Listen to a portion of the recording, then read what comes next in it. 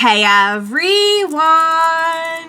Welcome back. I am back today with more Oshi no Ko, you guys. Oh my goodness, last time was so good. They've all been so good this season. I'm really having a really good time with this season, which I knew I would. Like, I had a good time last time, but I don't know. I feel like this is hitting me a little bit more where I live because basically everything I do has to do with anime or manga, one way or another, like pretty much, like almost everything. So I've been really enjoying this. I've been enjoying a lot of the stuff they've been doing with the characters. We had a great, Abiko introspective last time. But yeah, I will get into all of that because I have a couple things I want to say before we go ahead and jump right into this next episode. Before I do all that, I do just want to say if you're joining me early today, you know just what that means. It means you are one of my awesome patrons. Thank you so very much. And as always, I am sending out those big old hugs right through that screen. And if not, still, thank you for joining me today. I'm glad you're here. I do hope you'll consider supporting me that way. The link to my Patreon is going to be in that description down below. And if you're joining me on those YouTubes, I hope you'll hit like and subscribe for me. It does help me and my channel a whole lot. So thank you in advance for that. Yeah, guys, so basically we had this really, we focused more on Abiko, the author of Tokyo Blade and everything last time.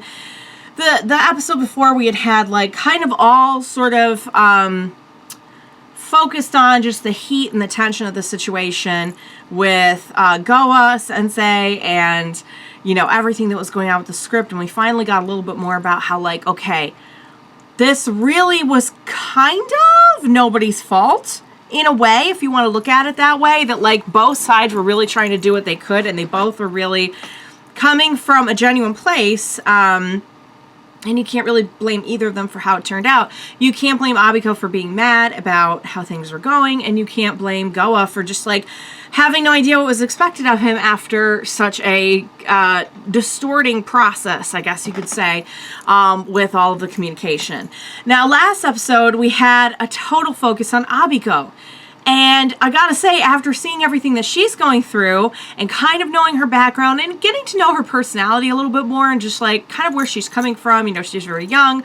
She hit stardom in the manga industry at a very young age without a lot of pushback, you know, like there wasn't a lot of, you know, had to struggle, had to, you know, happen fairly quickly and smoothly.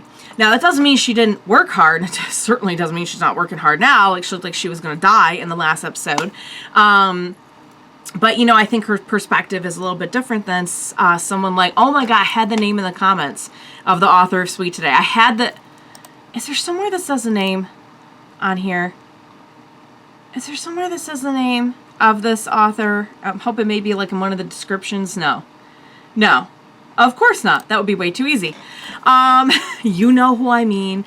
When we were chatting in the comments, I did have the name briefly. But you know who I mean. So her experience is not the same. The other thing is, you know, it seems like Abiko is someone who kind of makes up her mind very quickly about things and is kind of like, I hate to say she makes like snap decisions or rash decisions or anything, but she seems like the type that, like, if something rubbed her the wrong way, that would kind of make up her mind for her. And we know that she had this, you know, really, for her, very painful incident having to see Sweet today going through a very poor adaptation process. And thank God we have, you know, I'm just gonna look up the name. It's gonna bother me. It's gonna bother me. Yoriko. I wanted to say Yumiko. Yoriko.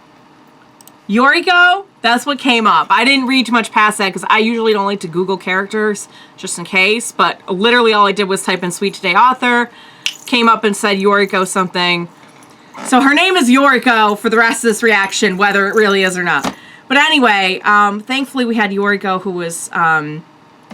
who was ready to get in there and kind of give her the tough love she needed, kind of be like the voice that she needed that wasn't like necessarily placating her or telling her yes or going along with her, but kind of giving her like this pushback this kind of like forced self-reflection of what was going on with the play, what was going on with her, because also her situation is just not sustainable. It's not, her work situation is not sustainable, and a lot of that is because she doesn't want to open up and kind of like compromise with other people coming in and working on her work. She doesn't want to take time to teach them. They're not up to her. You know, there's no compromise there. And while I understand how that could definitely be a thing, because like that is your creative baby, you know, like it's very hard to like kind of pass that to somebody and be like, here, you, now you do it, you know, and it's inevitably somebody's going to have their own touches to put on something. Like no two people are exactly like. But the problem is, and this is what Yoriko brings up, is that like, first of all, you'll literally die trying to do it all yourself. Second of all, you know, we saw in Yoriko's case, like she doesn't regret having done the adaptation. Was it a good adaptation? No, but there are benefits to compromising with another party, another group of people, and getting your name out there, getting your work out there. You know, there are benefits to that, to kind of playing nice with others. And so we just had this whole great episode. Of course, we had the stuff with Aqua being so impressed by the play, the interactive play, and pulling the genius move at the end of giving the tickets to Abiko, because you guys were bringing up too. I'm like, oh, that's perfect, because she seems like if she experiences it, she'll get it. And you guys were like, yeah, and don't forget that was also written by Goa Sensei. So like the person she's trying to get fired off the project, she's impressed by their work. Maybe it'll get the wheels turning a little bit. And I'm like, oh my God, you guys are amazing and you're brilliant. So yes, so basically, I mean, I could go on and on about this. I really, really could. I just think this season has been fantastic. I don't want to say I'm enjoying it more than last time, because last time was just so different. I'm enjoying them in different ways, you know? I feel like I learned a lot last time about the pop industry, the idol industry, the TV industry in Japan and everything, and that was really interesting. But now I'm kind of delving deeper into something I was already kind of invested in, which is like the manga industry and like adapting things for manga and anime, which obviously is, you know, I'd say manga and anime is probably a solid 90% of what I do here. So yeah, all right guys, without further ado, what do you say we go ahead and we jump right into the next episode of Oshinoko? Let's do this. Here we go. And okay, now I kind of want to see this. Is anyone with me? Like, I kind of want to see this now.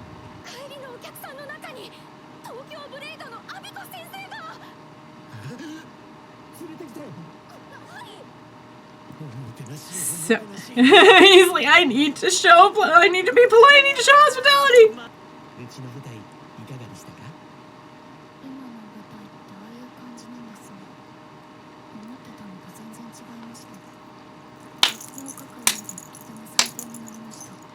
Oh, okay. So we're still...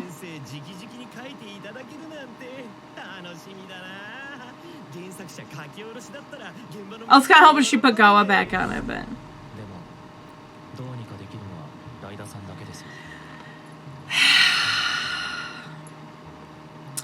Are you gonna placate here, or are you gonna do something? Oh wow, tone totally changed. Mm-hmm. This is not a manga that you're writing.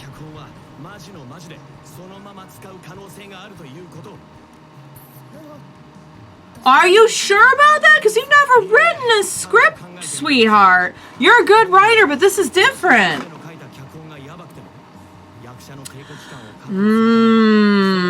Because you have final say. If you... Yeah. Thank you. Thank you. Yeah, you're writing for it's a totally different new world. Right. Which means this play could go very wrong. Oh, because, I mean, at the same time... What? Whoa! All right, wow.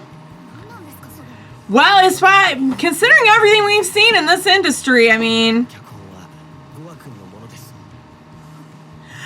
Thank you. Thank you so much. Here we freaking go. Here we freaking go. Good for you. You know what? Okay. What's that? Thank you. Yes. Well, yeah, it could be either, I guess, but they'll get closer. So that's why they have all the people going in. Because I'm like, why even have all those people going in between? Yeah, I mean, I get how this is a touchy situation. So we're playing ball. We're playing ball. We're like, we'll cut this out, but...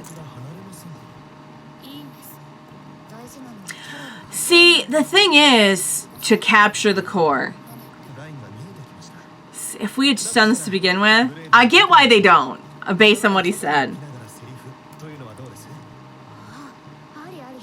Hey! See, all he needed was to be thrown a friggin' bone.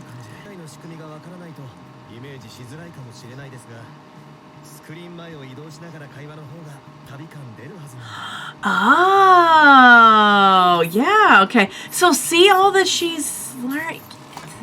I'm glad you admit it. I'm proud of you for admitting it. You know, she could have been a poop about it.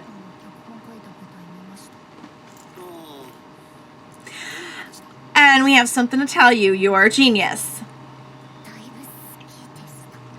Yeah. Aww. Oh. Yeah. Bring that energy. Sure.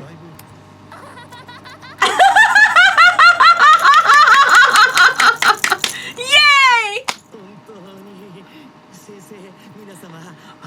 Oh, he worked through the night. Wow. Oh my goodness, we must be very tired.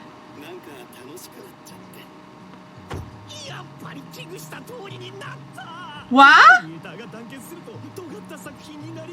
Yeah. They came up with something good though. Yeah! I mean, it's so hit or miss. I can see how maybe some people wouldn't get along doing that too, but they really hit it off. Is it totally different? Body language, okay. Now it's in your guys' hands. I believe in you. But it's a really good script, it sounds like. If you have the chops to come in and do it, which they do. Nice. Oh, thank God.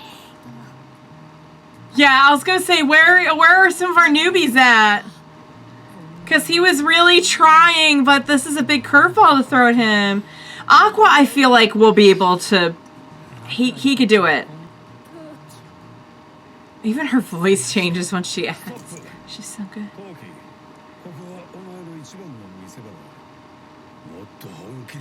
Get in there. Get up in there. It's okay, babe. Yeah, you need to... Oh my God. Is this where we're going to channel all our pain and trauma from I? Okay. Chew on that scene a little bit if you got to. Just go ahead. Just get in there and munch. Oh. They have different approaches.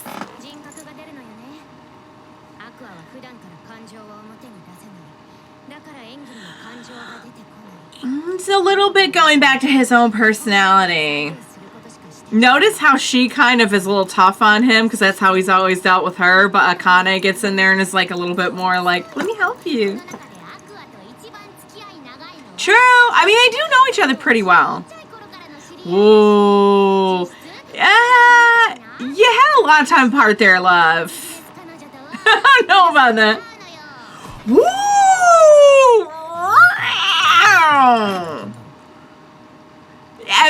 Yeah. You can. You just, it's not natural for you, but you can do it. You might have to gum something up that you might have to like work up some.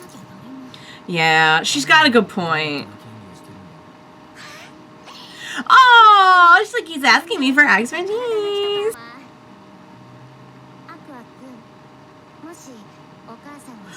Oh, no, so, oh my God, oh God, oh no.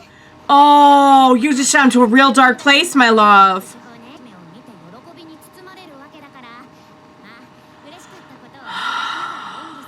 Picture if you could see her live again. Or picture your good times with her. Oh, crap. I know we didn't mean anything by it, but good God. Like, of all the places to go poking. Oh, we're gonna have to go real far back for that. Back to the baby days.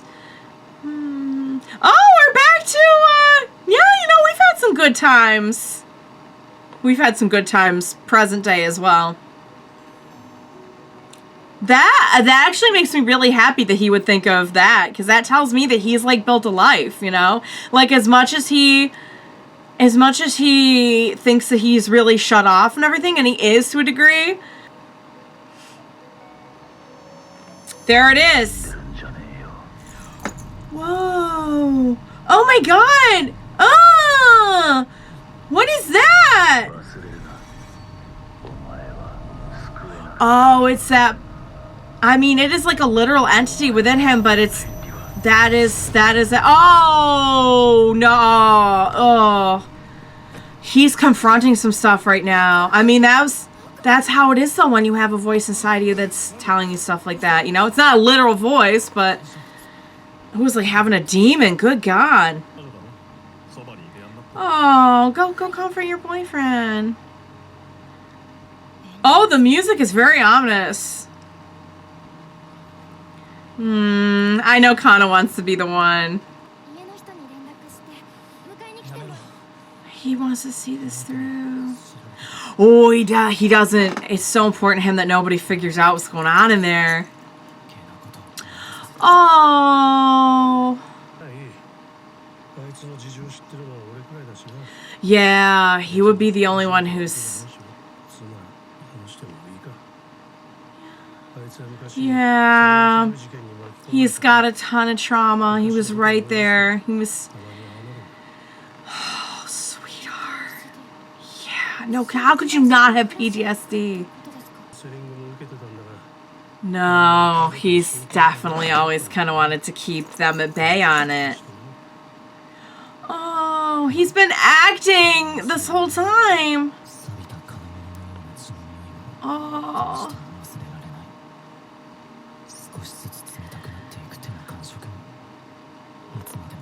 Oh.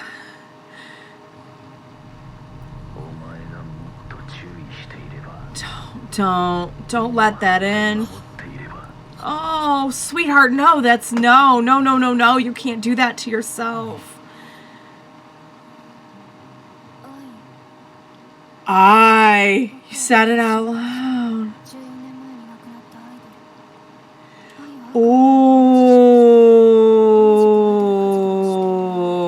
is she gonna start to put some things together? Oh, sweet girl, you have no idea.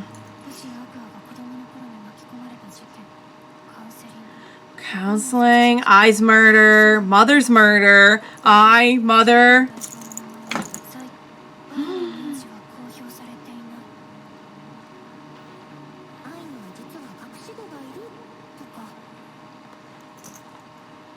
Because she herself had that theory. Whoa, she just put it together. Oh, because, yeah. Oh, she hurts for him. Oh, oh.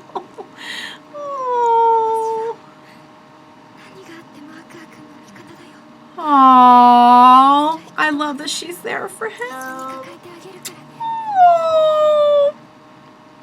Meanwhile, we got some folders. What's that about? All right, you guys. Wow, that was good. Dang it all. I mean, that was a great Aqua episode, and to be honest, we really, really needed it because we have not really dealt with what he's been through very much, like on the surface, you know, and it makes total sense that he would have. That's the first time we've ever seen it surface that way, though. That was so scary. It was like actually having a monster inside of you. And quite honestly, like if you have an anxiety disorder or like PTSD or something like that, I mean, yeah, it's like having this, it is, it's like being kind of like pulled into it, you know? It's scary. And I hate that he's hurting. I hate that he's going through this, but in a way, I'm almost kind of glad that we have like some more people in on it with him to kind of like help him through it and who know the situation. Of course, Akane figured it out really quickly because she's a smarty.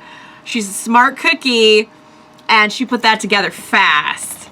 But yeah, to be honest with you,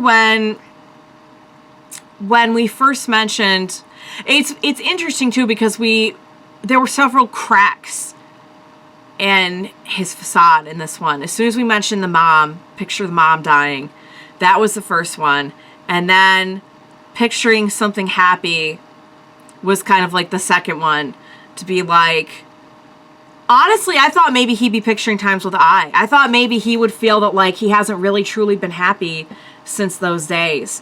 But I think it's even more powerful to think that like he has made, I mean, we know he cares about the people around him. We know he's made connections. I'm not saying that wasn't evident to me before this, but to think that like he really has enjoyed his time with them and he really has been connecting with them and having deep feelings for them and everything and enjoyed their time together.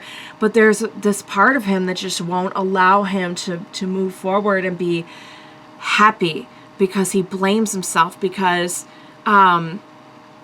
he feels like he doesn't deserve to be happy. And I think that's a really typical response to the kind of intense trauma that he suffered being right there when she died and having the vivid memory of it. Because don't forget, like in a not reincarnation case, you would probably have the trauma response maybe, but like your memory of that wouldn't be so vivid. And in his case, because he was already like an adult in a baby's body, the memory is so vivid that like he's just been carrying that with him in a very clear way, you know? But yeah, I mean, seeing him go through this was awful, but at the same time, like, I really hope that this means that we can make some progress. I really hope that's what it means.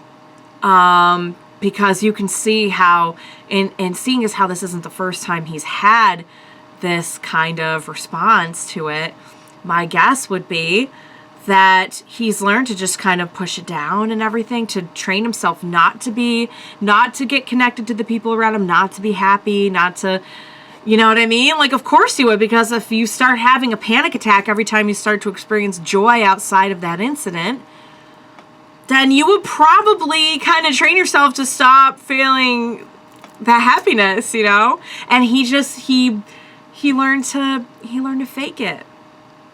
He learned to act through it. So ironic that he's going on and on and on about how he's not an actor and he's not a good actor and he literally has been acting. It's so sad to think that I kind of became an actor in her own life in so many ways.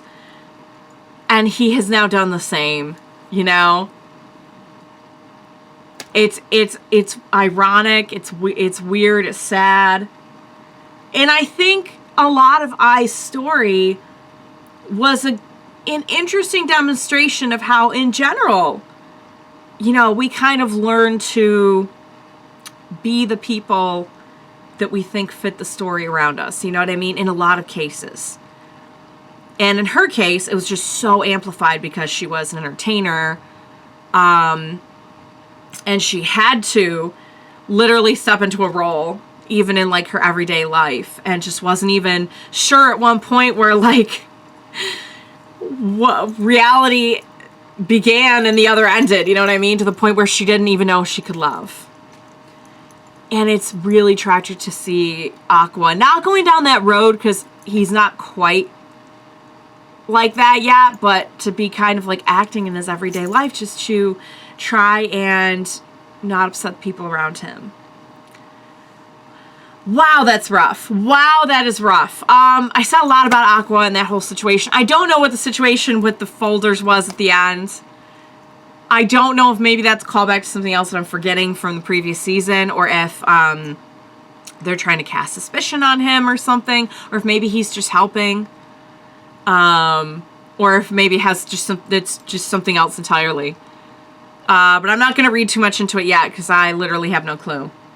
So, I'm really glad to see everything where you know what, I really should have known when everything was going so just like amazing with the play. I really should have taken that as my cue to be like, stuff's going to go down in a second. Like it's something bad's going to happen. You know what I mean? But I am glad to see that, like, I mean, a lot of us were saying for a few episodes, like, why not just have them communicate directly? And now we know, okay, sometimes that can lead to the opposite. Sometimes they don't get along. Sometimes it's like cats and dogs. In this case, you know, I think Abiko, particularly after all that she has kind of experienced in the last, however this is supposed to be, however long, like a few days, whatever,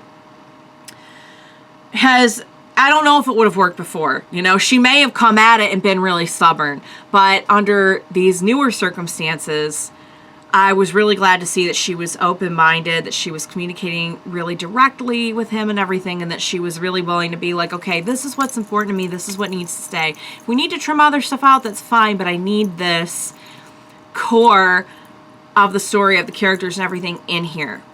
And there's ways we can do that while trimming out other stuff. Whereas it seems like he was kind of coming in and maybe doing the opposite because of everything that he had been told through the grapevine. And likewise, you know, he was starting to understand more of her perspective. And I think she, after seeing his play, was like, I want you to bring that to this script.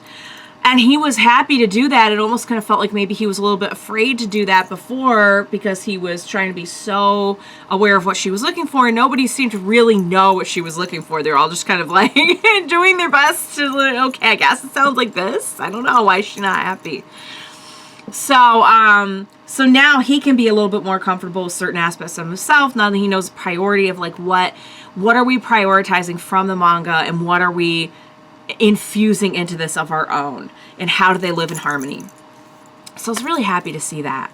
Not as happy to see the Aqua stuff, but I really, really hope that this is a step in the direction of like him healing, you know, because I hate that there's that part of him that's like scary and dark and just like this part of him that's like looming, that it's a really good representation of what it's like to have anxiety, you know, to have like severe anxiety of like you do feel like you're just being pulled down into the abyss, and like how dare you feel this way, and you know, just kind of like that. I hate to say like the voice in your head because it has so many other implications, but like the voice in your head that's telling you, you know, you're not this, you're not that, or you are this, you are that, or you can't do this, you can't do that. And I just want him to work through it, you know, whatever that looks like. I think it starts with having people around you to help you through it. And he's kind of purposely kept that at bay, understandably so, for a lot of his life. So yeah, guys, I mean, like I said, I could just go on and on and on and on about this. So I'm going to wrap it up, but I'm really looking forward to your comments and seeing like what you guys have to say, because your insights always give me more insight on the situation as well. Also, lots of love for Akane here. Lots of love for Kana here. It was interesting to see Kana handling Aqua and kind of being like, kind of giving it to her straight, because we know that's kind of how he deals with her, but that's what the two of them need from each other, you know what I mean? And Akane, you know, was kind of like pulled out of a really bad place by Aqua, and there's a lot more just kind of like, I feel like, gentle kind of treatment and everything from him to her, so that's how she was treating him too. But man, his happy face, it really, I don't know if am I imagining this, or were there like 2 stars in his eyes when that happened? Because I feel like when that happened, when he was picturing the happy moment, let me see. I want to see it real quick. One more time. If it'll let me. I feel like when he was seeing the happy moment. Hold up. Yeah, I feel like both stars were in his eyes, but let me see real quick. I know, I was happy to see, like, wow, that really made him happy. Like, I knew kind of that it did, but now I know why it didn't. Okay, no, it was just one star. Sorry, my bad. I was just focusing on one eye. It's all good. But yeah, anyway. But hold up. But look at his face there. When was the last time we saw him like that? You know what I mean? Like, genuine. You can tell his, like, fake smile. That's not a fake smile. I want that for him. I want that part of him to stop fighting him on it. I really, really do. And I'm not going to cry. Dang it. Got to the end of the video and I didn't cry. I refuse. Oh, man. All right, guys. I'm going to wrap it up. I hope you enjoyed watching along with me. I hope you can put up with my rants. Please. As we get into God knows what in the rest of the season. Now that we moved past a big hump of this whole stage play thing, I'm sure there's going to be other, like, little fires we have to put out, but God only knows what's coming next. I will need your help. Please be sure to join me next time. We will watch it together. Bye for now, guys.